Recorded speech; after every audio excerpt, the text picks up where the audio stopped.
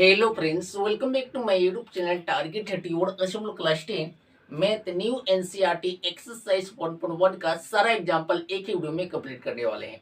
इसलिए आप सभी से रिक्वेस्ट है इस वीडियो को ज्यादा से ज्यादा दोस्तों में शेयर करें। चलिए वीडियो को स्टार्ट करते हैं। क्वेश्चन एक है, संख्या 4p पावर n पर विचार कीजिए जहाँ n एक प्राकृतिक संख्या है।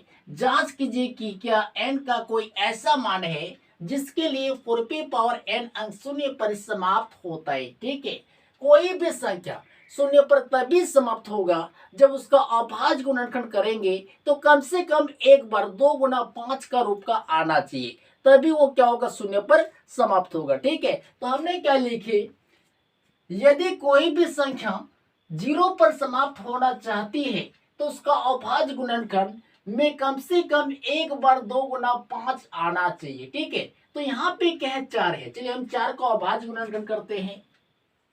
2 से जाएगा 2 होगा, 2 से जाएगा 1 होगा। ठीक है, तो 4 बराबर क्या आ गया, 2 गुना 2। ठीक है, तो 4 का अभाज्य गुणनखंड क्या आ गया, 2 गुना 2। तो हमने क्या लेके यहाँ पे 4 बराबर 2 गुना 2 लेके। ठीक है, अब यहाँ पे देखिए 2 गुना 5 का रूप का आया क्या, नहीं आया, इसलिए ये संख्या 0 पर समाप्त नहीं होगा। ठीक है, तो हम लिखेंगे चूंकि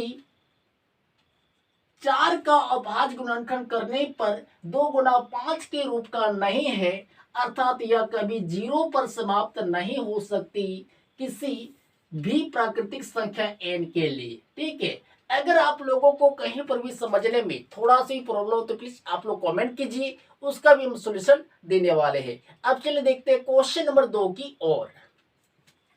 संख्याओं 6 और 20 के अभाज्य गुणनखंड विधि से एचसीएफ और एलसीएम ज्ञात कीजिए। ठीक है, तो पहला संख्या क्या है, 6 है, तो लिखेंगे 6। ठीक है, दूसरा संख्या क्या है, 20 है, तो लिखेंगे 20। ठीक है, अब चलिए 6 का अभाज्य गुणनखंड कर लेते हैं। 2 से जाएगा 3 होगा, 3 से जाएगा 1 होगा। ठीक है, अब चलिए 20 का अभाज्य गुणनखंड कर लेते हैं। 2 से जाएगा 10 होगा, 2 से जाएगा 5 होगा, 5 से जाएगा 1 होगा। ठीक है, तो 6 बराबर लिख सकते हैं, 2 के वर है एक बार तो लिखेंगे 2। ठीक है, गुना, अब 3 के वर है एक बार तो लिखेंगे 3। ठीक है, अब 20 बराबर लिख सकते हैं, अब 2 के वर है 2 बार तो लिख सकते हैं 2 गुना 2, बिल्कुल लिख सकते हैं, गुना, अब 5 के वर है एक बार तो 5 लिख सकते हैं, बिल्कुल लिख सकते हैं। तो हमें निकालना क्या है, एचसीएफ और एलसीएम निकालना। ठीक है, तो हम लिखेंगे एचसीएफ बराबर, तो एचसीएफ हम कैसे निकालेंगे, जो दोनों में कॉमन हो, जो दोनों में कॉमन हो। तो दोनों में कॉमन क्या है, इसमें भी 2 है, इसमें भी 2 है, 2 लिखे, और कुछ मिल रहा है क्या, नहीं मिल रहा है, तो एचसीएफ क्या निकल के आया, 2, ये एक आंसर निकल के आ गया। ठीक है, अब क्या निकालना है, एलसीएम, तो लिखेंगे एलसीएम बराबर, ठीक है, जो दोनों में कॉमन हो उसको हम एक बार लिखेंगे, तो दोनों में कॉमन क्या है, 2, तो लिखेंगे 2। ठीक है, अब बाकी को क्या करेंगे, गुना करके लिख देंगे जो बचेगा। ठीक है, तो 2 गुना क्या बचा 3, गुना क्या बचा 2, गुना क्या बचा 5, 5 लिखे। ठीक है, अब 2 गुना 3 क्या होगा, 6, 6 गुना 2 12, 12 गुना 5 60, 60, ये एलसीएम निकल के आ गया, ये दूसरा आंसर निकल के आ गया। ठीक है, अगर आप लोगों को कहीं पर भी समझने में थोड़ा सा भी प्रॉब्लम हो तो प्लीज आप लोग कमेंट कीजिए, उसका भी हम सॉल्यूशन देने वाले हैं। अब चलिए देखते हैं क्वेश्चन नंबर 3 की ओर। क्वेश्चन 3 है, अभाज्य गुणनखंड विधि द्वारा 96 और 404 का एचसीएफ और एलसीएम ज्ञात कीजिए। ठीक है, तो पहला संख्या क्या है, 96 है, तो लिखेंगे 96। ठीक है, दूसरा संख्या क्या है, 404 है, तो लिखेंगे 404। ठीक है, अब चलिए 96 का अभाज्य गुणनखंड कर लेते हैं। 2 से जाएगा 48 होगा, 2 से जाएगा 24 होगा, 2 से जाएगा 12 होगा, 2 से जाएगा 6 होगा, 2 से जाएगा 3 होगा, 3 से जाएगा 1 होगा। ठीक है, अब चलिए 404 का अभाज्य गुणनखंड करते हैं। 2 से जाएगा 202 होगा, 2 से जाएगा 101 होगा, 101 से जाएगा 1 होगा। ठीक है, तो 96 बराबर लिख सकते हैं, अब 2 के गो है 1 2 3 4 5, तो हम लिख सकते हैं 2 गुना 2 गुना 2 गुना 2 गुना 2 गुना अब क्या है 3, तो हम लिख सकते हैं 3, बिल्कुल लिख सकते हैं, ठीक है। अब 404 बराबर लिख सकते हैं, 404 बराबर लिख सकते हैं। अब 2 के गो है 2 गो, तो हम लिख सकते हैं 2 गुना 2 गुना, अब क्या है 101, तो लिख सकते हैं 101, बिल्कुल लिख सकते हैं, ठीक है। तो हमें निकालना क्या है, एचसीएफ और एलसीएम निकालना, ठीक है। तो हम लिखेंगे एचसीएफ बराबर, तो एचसीएफ हम कैसे निकालेंगे, जो दोनों में है उसको लिखेंगे। तो दोनों में क्या है, इसमें भी 2 है, इसमें भी 2 है, तो लिखिए 2 गुना, इसमें भी 2 है, इसमें भी 2 है, तो लिखेंगे 2, और कुछ मिल रहा है क्या, नहीं मिल रहा है, तो 2 गुना 2 क्या होगा 4, यह आ गया एचसीएफ, यह आ गया इसका पहला आंसर, ठीक है। और हमें निकालना क्या है, एलसीएम, तो लिखेंगे एलसीएम बराबर, जो दोनों में है उसको हम एक बार लिखेंगे। तो दोनों में क्या है, इसमें भी 2 है, इसमें भी 2 है, तो लिखेंगे 2 गुना, इसमें भी 2 है, इसमें भी 2 है, तो लिखेंगे 2 गुना। अब बाकी जो बच गया उसको गुणा करके लिख देना है, तो क्या है 2 गुना 2 गुना 2 गुना 3 गुना 101, ठीक है।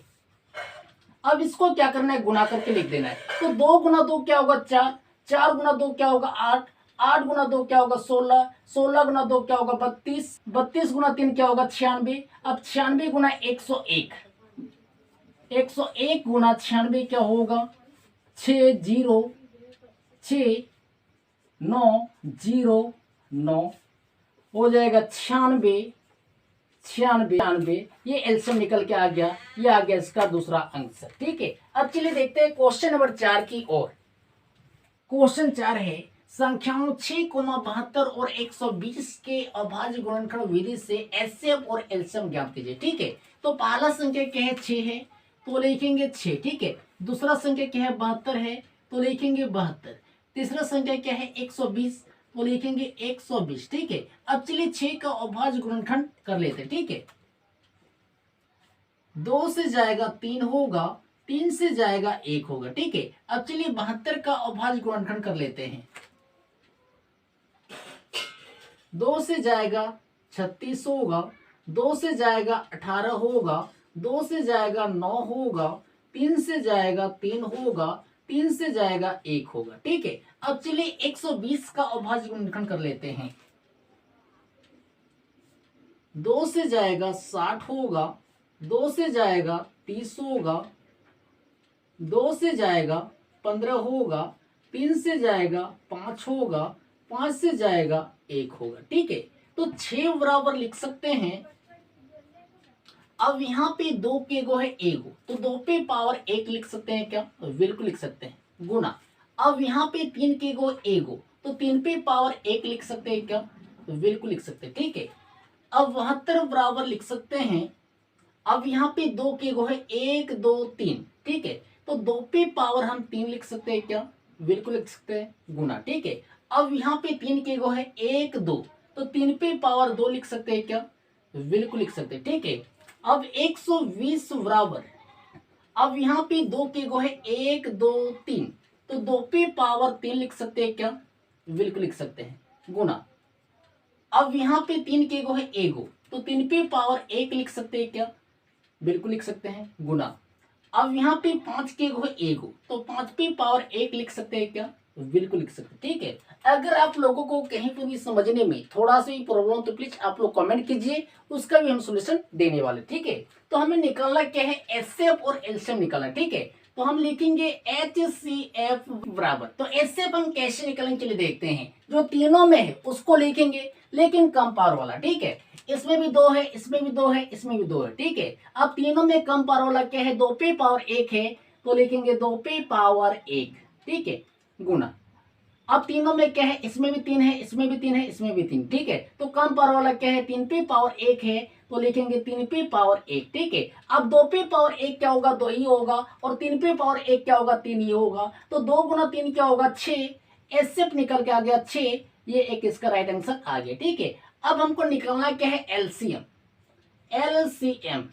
तो एलसीएम हम कैसे निकालेंगे, ठीक है। जो तीनों में है उसको लिखेंगे, लेकिन बड़ा पावर वाला को, और जो बाकी बचेगा उसको गुना करके लिख देना है, ठीक है। तो तीनों में क्या है, इसमें भी 2 है, इसमें भी 2 है, इसमें भी 2, ठीक है। तो बड़ा पावर वाला क्या है, 2 पे पावर 3, तो लिखेंगे 2 पे पावर 3, ठीक है, गुना। अब तीनों में क्या है, इसमें भी 3 है, इसमें भी 3 है, इसमें भी 3, ठीक है। तो बड़ा पावर वाला क्या है, 3 पे पावर 2, तो लिखेंगे 3 पे पावर 2 गुना, अब क्या बच गया 5 पे पावर 1, तो लिखेंगे 5 पे पावर 1, ठीक है। अब 2 पे पावर 3 क्या होगा, 8 होगा, 8 होगा, और 3 पे पावर 2 क्या होगा, 9 होगा।